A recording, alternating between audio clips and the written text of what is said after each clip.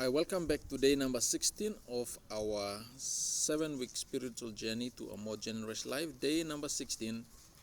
In building projects, a large public gift and a group of leadership gifts can glorify God and result in great generosity and rejoicing.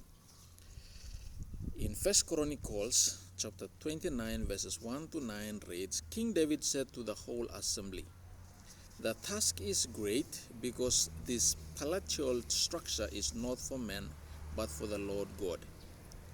With all my resources I have provided for the temple of my God in large quantities. Besides, in my devotion to the temple of my God, I now give my personal treasure of gold and silver for the temple of my God, over and above everything I have provided for this holy temple. Now, who is willing to consecrate himself today to the Lord?" Then, following David's generous example, the leaders of families, the officers, the commanders, and the officials gave willingly. They gave toward the work on the temple of God gold, silver, bronze, and iron.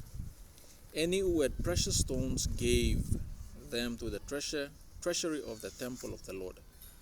The people rejoiced at the willing response of their leaders, for they had given freely and wholeheartedly to the Lord.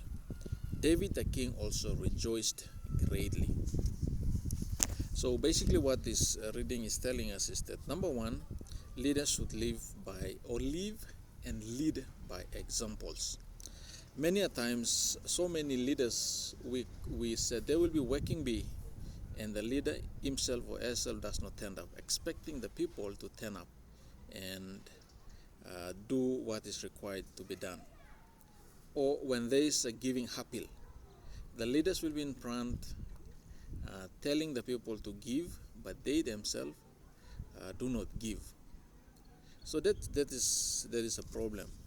If we leaders want to live by examples and help our church members to give for the service of God, leaders should live and lead by examples.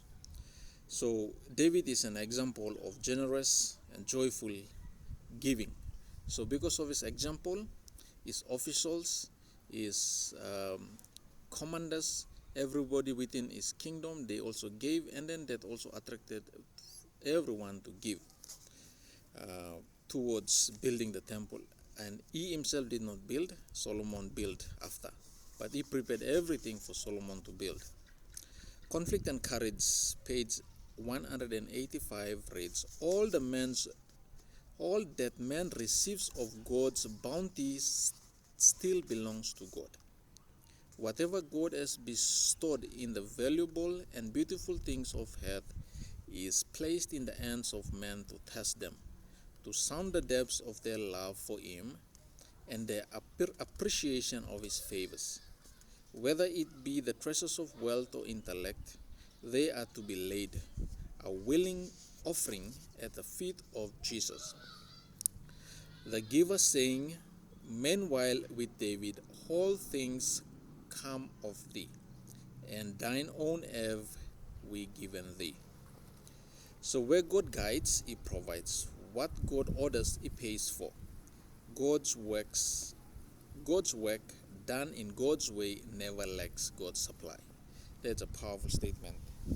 Whatever thing that is done according to God's will, God will Himself be responsible for the outcome or for the results.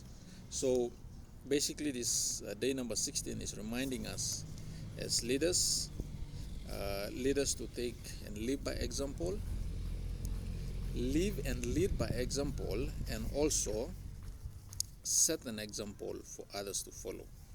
So that's our day 16. We are to give generously because everything that we own still belongs to God. For example, if you are giving tithe to God, the 10th belongs to God, but the remaining 9 still belongs to God. We are to prayerfully ask God to use those wisely. So that's all for our day number 16.